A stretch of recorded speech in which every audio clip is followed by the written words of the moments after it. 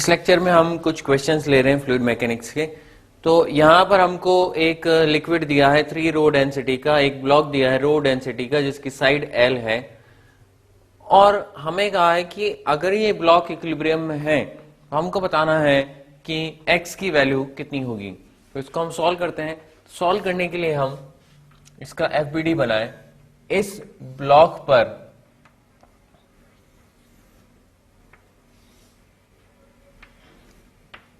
mg force लग रहा होगा नीचे और बायंड फोर्स लग रहा होगा ऊपर, और दोनों ही फोर्स इक्वल होंगे। mg is equal to F buoyant, क्योंकि ये इक्विलिब्रियम में है।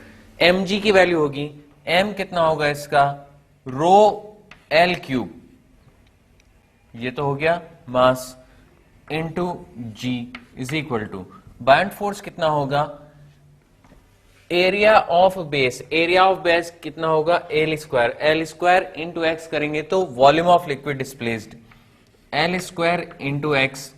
डेंसिटी कितनी है लिक्विड की, 3 रो।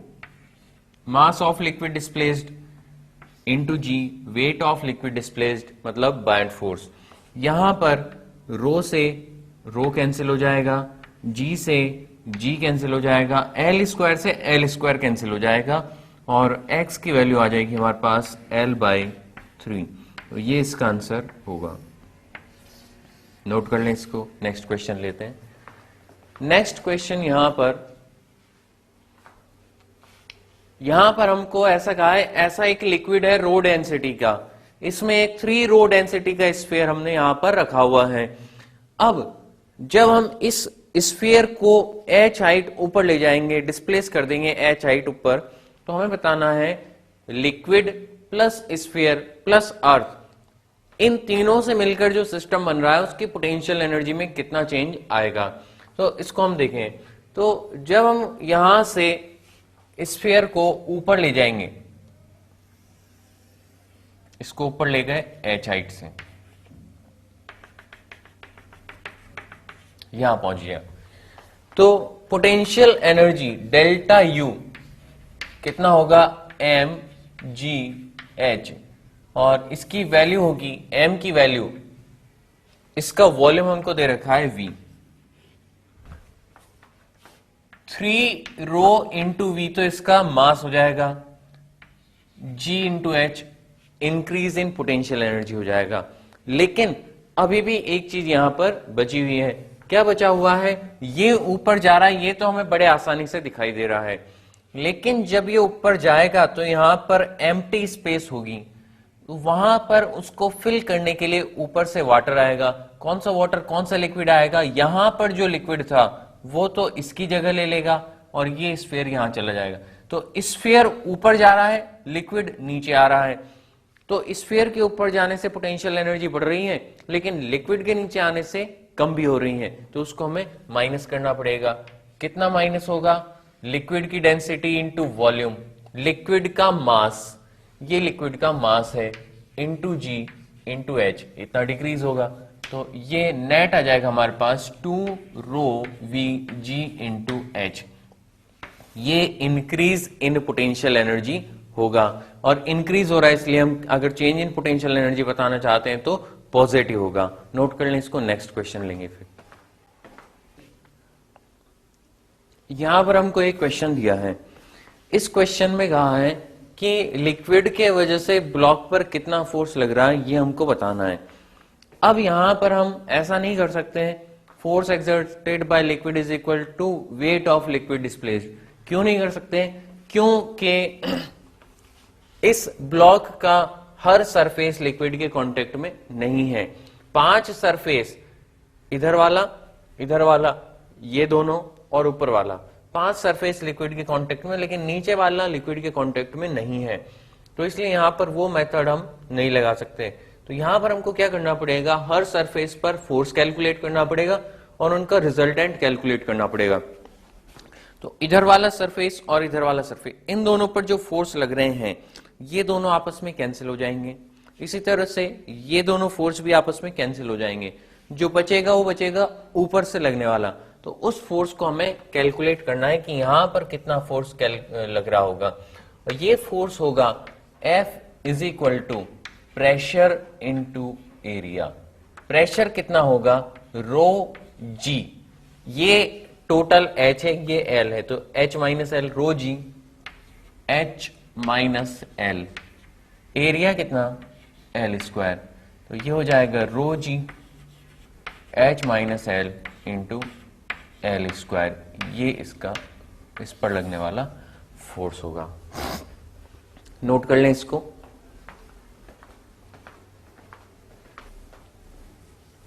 अब हम स्ट्रीम लाइंस के बारे में पढ़ेंगे। तो स्ट्रीम लाइंस क्या हैं?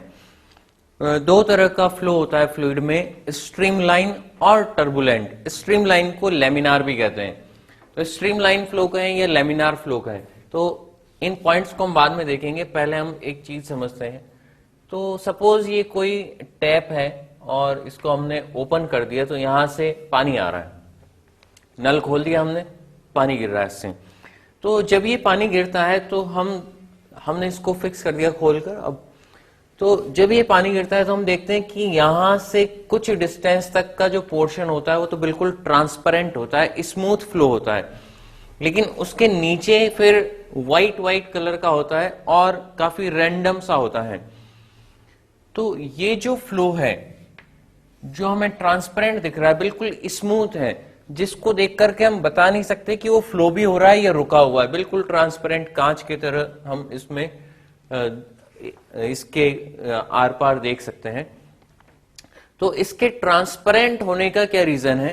ट्रांसपेरेंट होने का रीजन है कि जो पाथ इस पार्टिकल ने फॉलो किया है वही इसके पीछे वाले ने फॉलो किया है, वही इसके पीछे वाले ने फॉलो किया है। हर पार्टिकल अपने आगे वाले पार्टिकल के पाथ को फॉलो कर रहा है। तो इसलिए क्या हो रहा है, इसका शेप टाइम के साथ बिल्कुल चेंज नहीं हो रहा और ये हमें बिल्कुल रुका हुआ सा दिखता है और ट्रांसपेरेंट दिखाई देता है।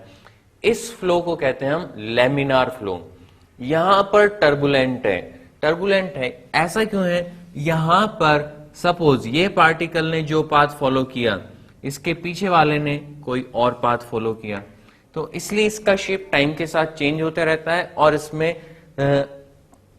एयर बबल्स बन जाते हैं, जिसकी वजह से ये ट्रांसपेरेंट नहीं दिखाई देता। तो ये फ्लो है स्ट्रीमलाइन फ्लो, ये है टर्बुलेंट फ्लो।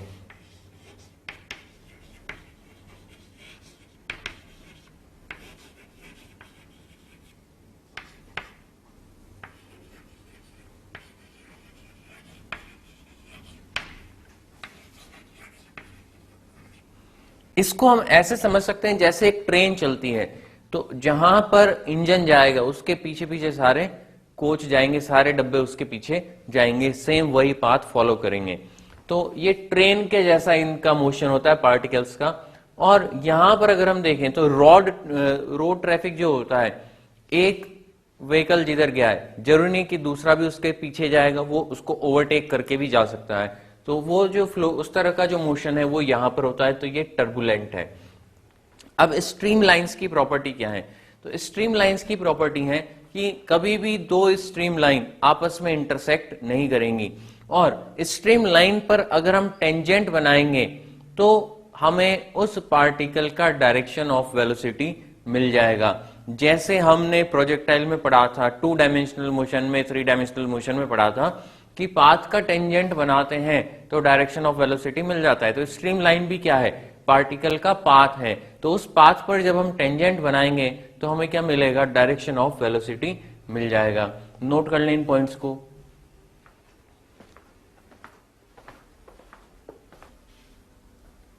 यहां पर हमें कुछ पाइप्स दिए हुए हैं, इनके लिए हम स्ट्रीम लाइंस बनाएंगे। ये एक पाइप है जिसका क्रॉस सेक्शन चेंज हो रहा है, क्रॉस सेक्शन बढ़ रहा है और इधर से इधर लिक्विड फ्लो कर रहा है। इसके लिए हमें स्ट्रीम लाइंस ड्रॉ करनी है।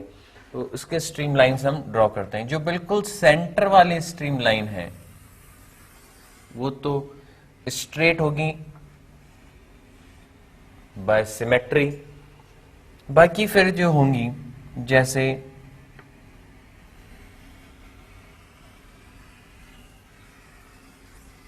यहां से जाने वाली स्ट्रीम लाइन कुछ इस तरह की होगी,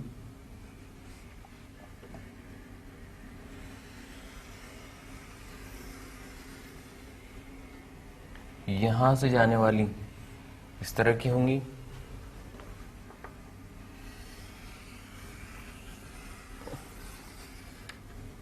ये इस तरह की होगी,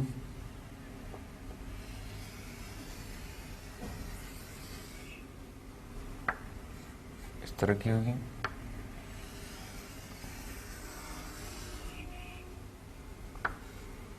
इस तरह की होगी,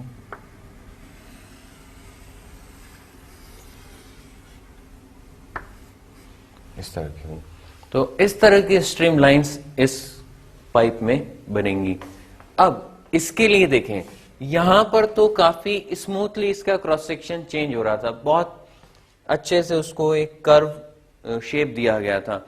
यहां पर सडनली ऐसे मोड़ दिया गया, फिर ऐसे मोड़ दिया गया, तो यहां पर स्ट्रीम लाइंस कैसी होंगी? तो यहां पर अगर हम स्ट्रीम लाइंस देखें तो एक तो बहुत आसान है, बाय सिमेट्री हम बना सकते हैं यहां पर।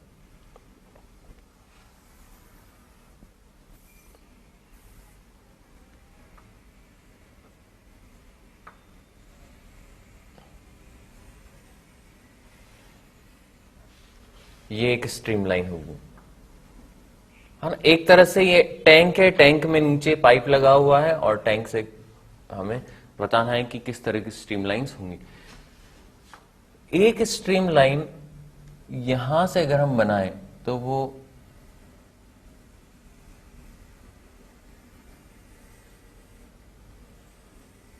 ऐसी बनेगी। चाहे हम कितना ही शार्प कॉर्नर यहां पर बनाएं, पार्टिकल्स तो एक कर्व्ड पाथ में ही चलेंगे, उनका कुछ फाइनाइट रेडियस ऑफ कर्वेचर होगा। वो रेडियस ऑफ कर्वेचर जीरो नहीं हो सकता, क्योंकि हमने सर्कुलर मोशन में क्या देखा था कि अगर किसी पार्टिकल के पास वेलोसिटी है और अगर हम उसको शार्प टर्न देना चाहेंगे, रेडियस ऑफ कर्वेचर जीरो करना चाहेंगे, तो इनफाइनाइट एक्सेलरेशन हो जाएगा और इनफाइनाइट फोर्स लगेगा, तो वो इनफाइनाइट फोर्स लग नहीं सकता। तो इसलिए कैसे होंगे? ऐसे होंगे। फिर इधर भी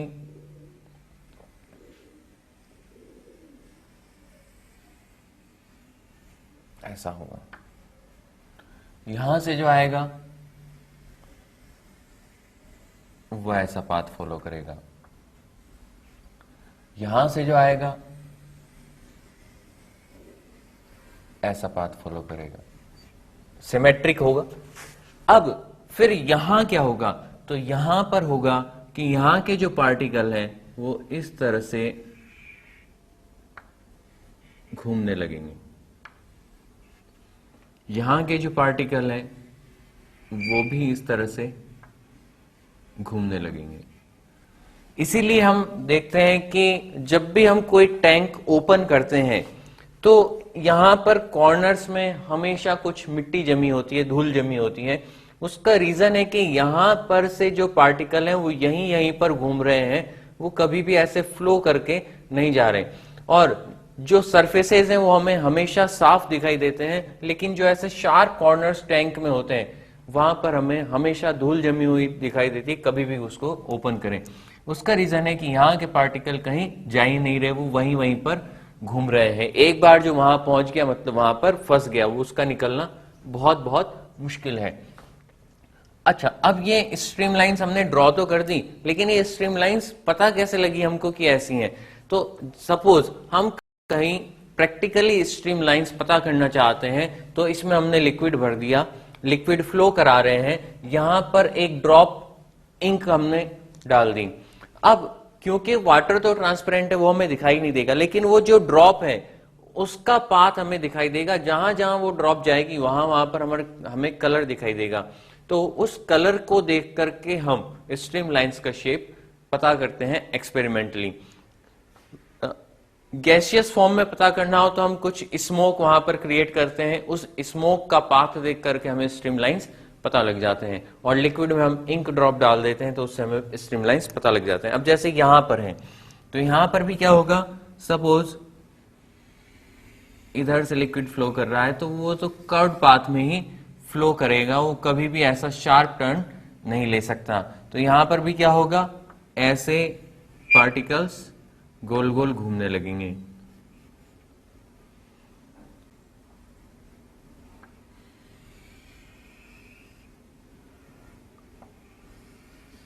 इस तरह से स्ट्रीम लाइंस बनेंगे।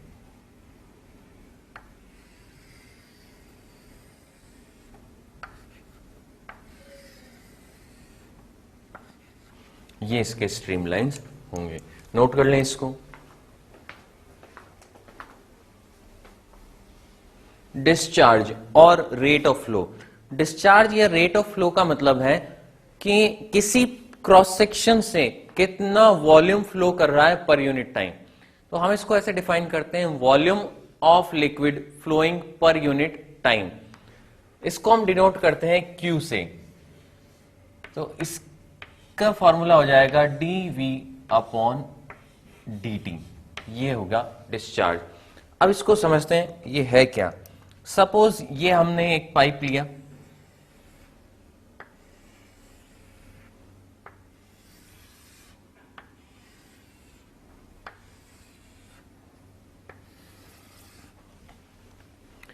जिसका क्रॉस सेक्शन एरिया S दिया हुआ है। अब इस जगह पर जो लिक्विड है वो dt टाइम में कितना चलेगा। सपोज यहां पर वेलोसिटी है v, तो dt टाइम में उसका डिस्प्लेसमेंट होगा v dt। इसका मतलब इस क्रॉस सेक्शन से v dt के बराबर वॉल्यूम क्रॉस हो जाएगा और v dt के बराबर लेंथ ऑफ लिक्विड क्रॉस हो जाएगा और v dt लेंथ का वॉल्यूम कितना होगा। v dt लेंथ का वॉल्यूम होगा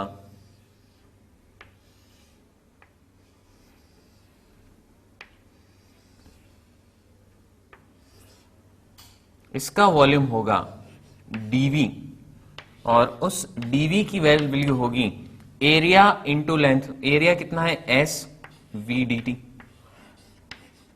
एरिया लेंथ हमको चाहिए Q dV/dt is equal to SV। तो Q का फॉर्मूला हो जाएगा SV। dV/dt कितना हो गया SV। दो V है यहां पर, जो कैपिटल V है वो वॉल्यूम को डिनोट कर रहा है, जो स्मॉल v है वो वेलोसिटी ऑफ लिक्विड को डिनोट कर रहा है, स्पीड ऑफ लिक्विड को डिनोट कर रहा है। अब इसके बाद आता है, अगर हम इसको रो से मल्टीप्लाई कर दें, डेंसिटी से मल्टीप्लाई कर दें, तो हमें मिल जाएगा dm/dt। तो dm/dt हो जाएगा रो dV/dt। dm कितना होता है, रो dV अपॉन dt और इसकी वैल्यू हो जाएगी रो SV dm/dt। नोट कर लें इसको।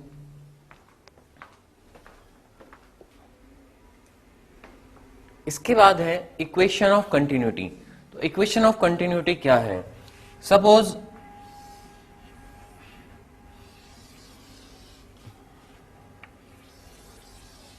एक वेरिएबल क्रॉस सेक्शन का पाइप हम कंसीडर करें।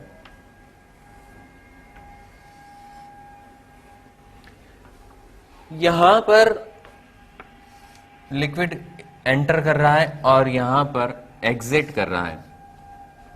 तो इक्वेशन ऑफ कंटिन्यूटी हमें कहती है कि जब कोई लिक्विड फ्लो अपने स्टेडी स्टेट में पहुंच जाएगा। स्टेडी स्टेट का मतलब क्या है कि किसी भी पोजीशन पर जो फिजिकल क्वांटिटीज हैं, वेलोसिटी, प्रेशर, डेंसिटी, ये टाइम के साथ चेंज नहीं होंगे, उसको हम कहेंगे steady state.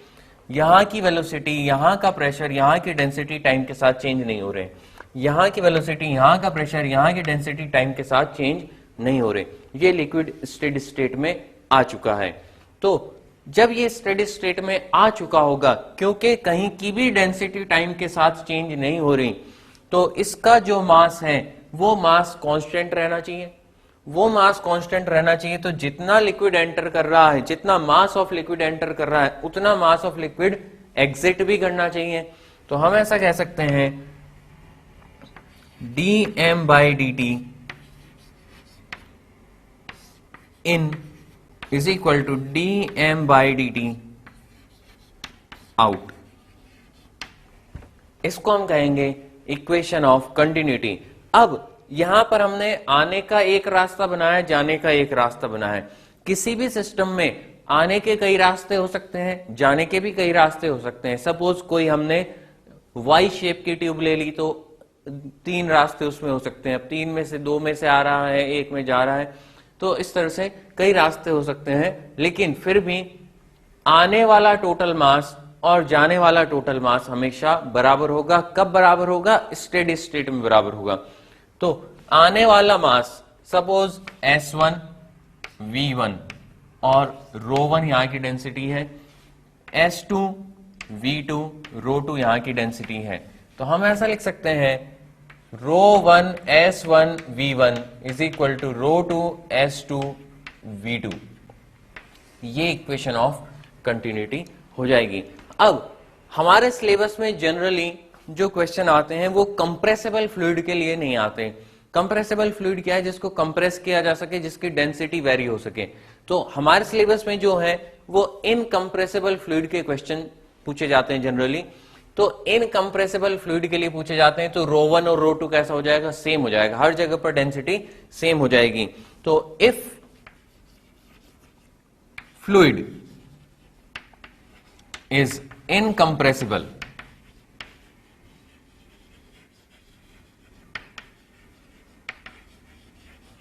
then ρ1 is equal to ρ2. It implies S1 V1 is equal to S2 V2। और उस केस में हम ऐसा कह सकते हैं, इनकंप्रेसिबल के केस में volume entering per unit time is equal to volume exiting per unit time. Note कर लें इसको। अब एक बहुत ही इंपॉर्टेंट कॉन्सेप्ट हम यहां पर देख रहे हैं, बर्नौली इक्वेशन। तो बर्नौली इक्वेशन क्या कहती है? सपोज हमने ये कोई एक ट्यूब ली जिसका क्रॉस सेक्शन वेरी कर रहा है और इसकी हाइट सपोज h1 है, इसकी हाइट h2 है। ये रेफरेंस हमने ले लिया, इस रेफरेंस से दोनों हाइट मेजर करी। यहां का प्रेशर P1, यहां का प्रेशर P2, डेंसिटी है इसकी रो, वेलोसिटी है यहां पर V1, यहां पर V2 और ये स्ट्रीम लाइन फ्लो है। तो बर्नौली इक्वेशन कहती है P plus rho g h plus half rho v square is equal to constant. कब कॉन्स्टेंट? बिटवीन एनी 2 पॉइंट्स, कोई भी 2 पॉइंट्स लें हम,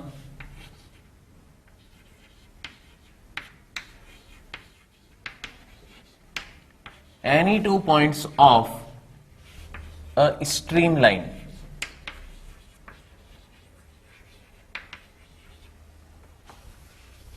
between any 2 points of a streamline in steady state।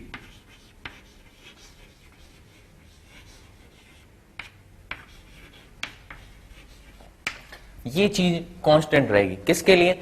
एक स्ट्रीमलाइन के 2 point के बीच में ये क्वांटिटी कांस्टेंट रहेगी। ऐसा नहीं कि एक पॉइंट हमने इस स्ट्रीमलाइन का ले लिया, दूसरा पॉइंट किसी और स्ट्रीमलाइन का ले लिया। एक ही स्ट्रीमलाइन के 2 पॉइंट हम लेंगे। तो यहां पर जैसे अगर हम ये इक्वेशन लगाएं तो P1 plus rho g H1 plus half rho V1 square is equal to P2 plus rho g H2 plus half rho V2 square, ये इक्वेशन आ जाएगी। और एक इक्वेशन हमारे पास है, equation of continuity S1 V1 is equal to S2 V2। 2 equation है तो हम इनसे 2 अननोन सॉल्व कर सकते हैं। अब ये टर्म्स को हम देखें तो रो जी H1 क्या है? mgh क्या होता है? पोटेंशियल एनर्जी, उसको वॉल्यूम से डिवाइड कर दो तो रो जी H बन जाएगा। ये है potential energy per unit volume. Half mv square kinetic energy, v से डिवाइड किया तो half rho v square kinetic energy per unit volume. तो ये potential energy per unit volume, kinetic energy per unit volume, और pressure से हम, pressure जो आया है वो वर्क से आया है। तो ये जो थ्योरम है ये बेस्ड है वर्क एनर्जी थ्योरम पर। यहां पर दो वर्क हो रहे हैं, यहां से यहां जाने पर एक वर्क तो प्रेशर के वजह से जो फोर्स लगा उससे हुआ है, ग्रेविटी की वजह से हुआ है, और उसके वजह से काइनेटिक एनर्जी में कुछ चेंज आया है। तो वर्क एनर्जी थ्योरम पर बर्नौली इक्वेशन बेस्ड है और उससे ही इसका डेरिवेशन होता है। नोट कर लें इसको, फिर हम इसका एप्लीकेशन भी देखेंगे। उसके बाद अब बर्नौली इक्वेशन का हम यूज करते हुए स्पीड ऑफ इफ्लक्स पता कर रहे हैं। इफ्लक्स क्या है? सपोज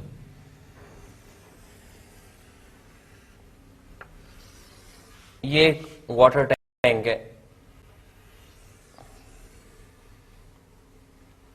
और इसमें हमने यहां पर होल कर दिया, तो क्या होगा जब इसमें हम वाटर भरेंगे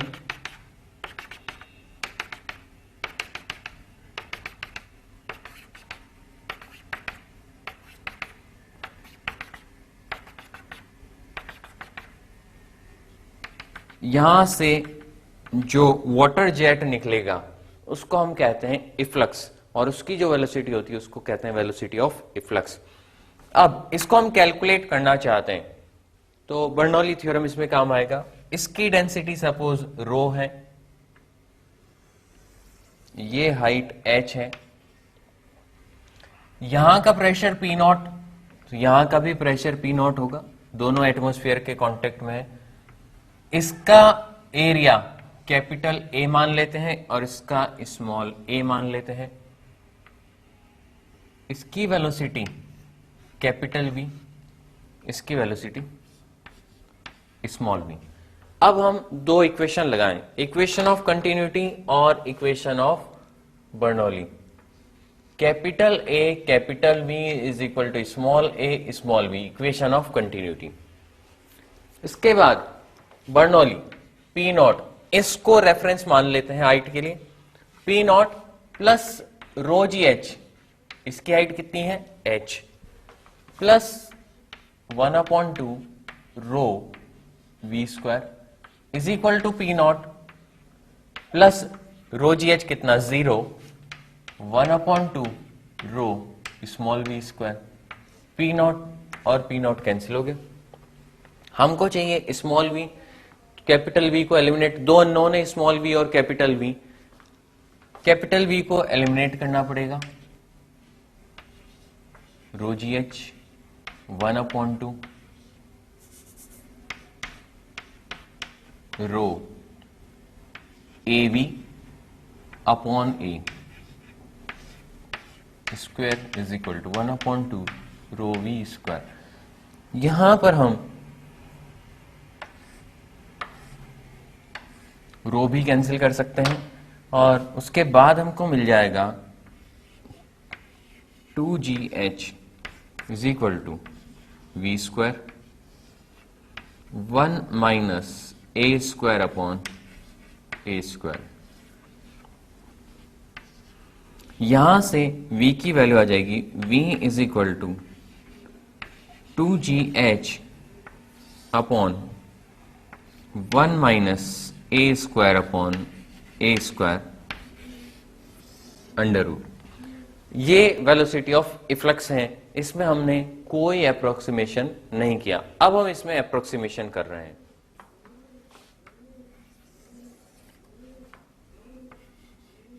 if A is very very small than capital A, then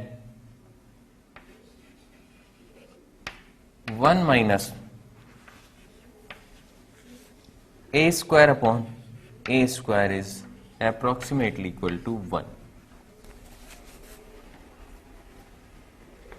A capital A से बड़ा छोटा है, बहुत छोटा है, तो A अपॉन A की वैल्यू बहुत नेग्लिजिबल हो जाएगी और उसका स्क्वायर करेंगे तो और नेग्लिजिबल हो जाएगी। किसके कंपैरिजन में? 1 के कंपैरिजन में। तो हम इसको 1 लिख सकते हैं और यहां से आ जाएगा हमारे पास V is approximately is equal to under root 2GH। कब आएगा ये? अप्रोक्सीमेशन है जब ये वाला जो एरिया है, area of orifice is very very less than area of upper area of tank.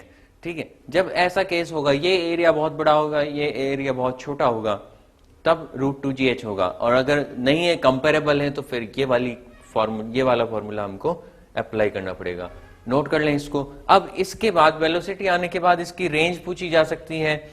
यहां पर सपोज ऑरिफिस बना दिया, कितनी रेंज होगी, यहां बना दिया कितनी रेंज होगी, तो उसका नीचे गिरने का टाइम कैलकुलेट कर लेंगे। प्रोजेक्टाइल मोशन के फॉर्मूले हम लगा सकते हैं 2D मोशन के। टाइम कैलकुलेट कर लिया, टाइम को वेलोसिटी से मल्टीप्लाई कर दिया और उससे हमें रेंज मिल जाएगी। तो नोट कर लें इसको। यहां पर हमको एक क्वेश्चन दिया है, एक h हाइट का टैंक है, x हाइट पर ऑरिफिस बनाया है, हमें बताना है कि रेंज कितनी होगी। तो रेंज के लिए हम क्या करें, यहां से जो लिक्विड आएगा वो कुछ इस तरह से जाएगा, प्रोजेक्टाइल मोशन करेगा, ये डिस्टेंस होगी h माइनस एक्स। तो यहां से सपोज ये v वेलोसिटी से जा रहा है, v is equal to √2g h minus x, ये इसकी वेलोसिटी होगी। अब यहां से नीचे गिरने का time x is equal to half g t square, t is equal to 2x by g under root. Range हो जाएगा, range is equal to v t, v कितना है √2g h minus x 2x अपॉन g, g और g cancel हो गया, यहां से आ गया हमारे पास 2x h माइनस एक्स, ये इसकी रेंज आ जाएगी। अब हमें ऐसा पूछा हो मैक्सिमम रेंज कब होगी, तो मैक्सिमम रेंज के लिए हम ऐसा कर सकते हैं dr by d x is equal to 0। ऐसा करने पर हमको मिलेगा x is equal to h by 2। तो x is equal to h by 2 पर जब हम ऑरिफिस बनाएंगे तो रेंज मैक्सिमम होगी। मैक्सिमम रेंज बीच में होगी, ऊपर जाएंगे रेंज कम हो जाएगी, नीचे जाएंगे रेंज कम हो जाएगी। ऊपर जाने पर वेलोसिटी कम होगी, उसके वजह से रेंज कम हो जाएगी। नीचे जाने पर टाइम कम होगा, उसकी वजह से रेंज कम हो जाएगी। मिड पॉइंट पर वेलोसिटी और टाइम दोनों का प्रोडक्ट जो है वो मैक्सिमम होगा। नोट कर लें इसको। ये चैप्टर अब यहां पर कंप्लीट हो गया।